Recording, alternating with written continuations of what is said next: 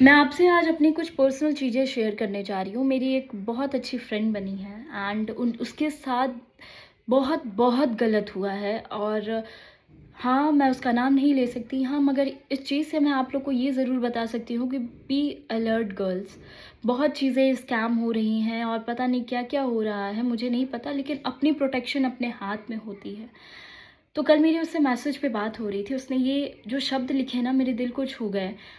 जानती है अभिलाषा, मैंने जितना उसको इज़्ज़त दिया, जितना उससे प्यार किया, उतना तो उसकी करंट जीएफ भी उसकी इज़्ज़त नहीं करती होगी और ना उससे प्यार करती है। यहाँ तक कि उसकी फैमिली भी नहीं करती। मैंने वो सब किया जो वो उसे पसंद था। वो सब किया जो वो चाहता था।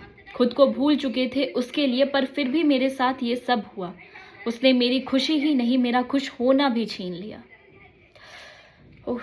मैं क्या बोलूँ यार इसमें। मैं बस इतना कहना चाहूँगी कि ये सब करते हुए यार किसी का अंदर का आत्मा नहीं कहता यार मैं गलत कर रहा हूँ।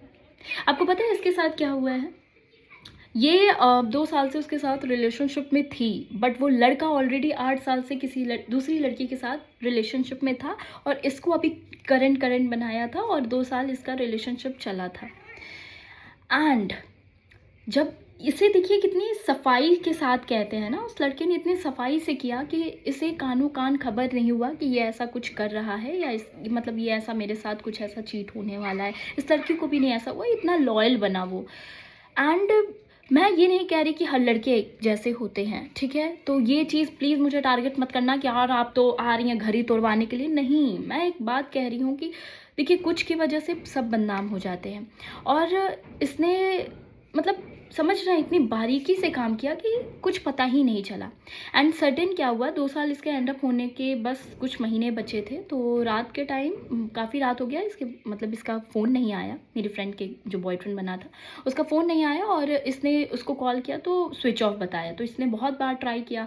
फिर होता है ना कि जब फ़ोन ओपन होता है तो मैसेज आता है कि फ़ोन अब ओपन हो चुका है।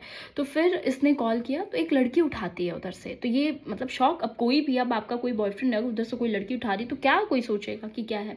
तो वो फ़ोन उठाती है तो बोलती कौन है? तो ये बोली तुम कौन हो भाई, इतनी रात में कौन कॉल की? तो वो बोली कि मैं तो उसकी गर्लफ्रेंड हूँ। ये भी बोल रही है कि मैं उसकी गर्लफ्रेंड हूँ।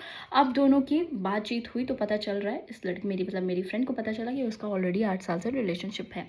मेरी फ्रेंड का करंट सिचुएशन ये हो गया है कि उसे anxiety attack, migraine, panic attack, मतलब बेचारी, हे भगवान, पूरी मेंटली ट्रॉमा में वो हो गई है। मतलब इतना ज़्यादा कि वो अकेले रहना चाह रही है, किसी से बात नहीं, ये वो। मेरा ओवरऑल यही कहने का मतलब है, खिलौने हैं यार, खेल लो। किसी के दिल के साथ इतनी गंदी तरीके से मत खेलो कि वो मेंटली ट्रॉमा हो जाए, वो कुछ कर ले। यूपीएससी की तैयारी कर रही है वो लड़की, एंड उसके साथ अभी करंट में ऐसा हो गया है कि वो ना इधर की रह गई है ना उधर की रह गई है। वो एक्सेप्ट ही नहीं कर पा रही है कि उसके साथ इतना बड़ा स्कैम हो गया है और वो लड़का इसको हर जगह बदनाम कर रहा है। और इसकी गलती क्या थी? बस इसने ट्रू लव किया था उसके साथ। उस वो अपनी गलती छुपाने के लिए इसको कैरेक्टरलेस मतलब साबित कर रहा है। औरत हर जगह से नहीं हारती है, मगर एक जगह से हार जाती है अगर उसके कैरेक्टर पे बात आए तो वही मर्द करते हैं काम। जब हर जगह से दाव पेज लगा के हार जाते हैं ना, तो बस औरत के कैरेक्टर पे उंगली उठाओ, बस यहीं पे तो ये झुकेगी। लेकिन नहीं, आजकल की औरतें ऐसी नहीं हो गई हैं। और मैं उन सारी गर्ल्स से ये चीज़ कहना चाह रही हूँ जो इस चीज़ से पीड़ित है और उनके साथ ये चीज़ हो रहा है, मूव ऑन करो और आगे बढ़ो। उसको ऐसा तमाचा मारो ना अपनी सक्सेस को लेकर कि उसे रिग्रेट हो कि तुम कौन थी।